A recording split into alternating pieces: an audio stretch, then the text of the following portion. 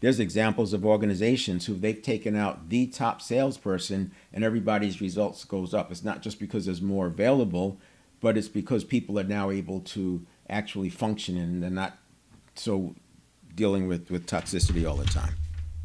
I talked a little bit about crisis. We don't know when that next crisis is going to happen, and I don't care which one you come up with, whether it's the pandemic, the 2008 crisis, the market crash.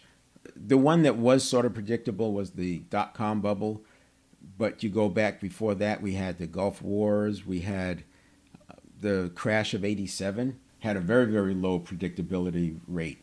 The Great Depression in the U.S., very few people, if any, are on record as saying, yeah, they predicted that.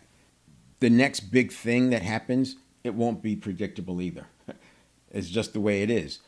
And you can't look to the past to figure out how big the next thing is going to be, because the next thing is probably going to be bigger than what it was in the past. There's an interesting thing with you've heard of 100-year floods and 100-year this, 100-year that. It's interesting that this is not, and I got this out of the book Same as Ever by Kousel, Kousel.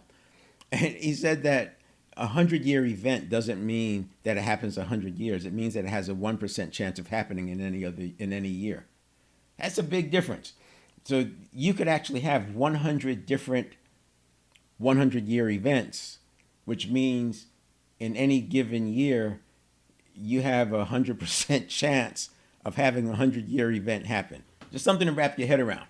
The bigger point is this. When you have a vision, you can reject opportunities and you can double down on opportunities because you know where your vision is.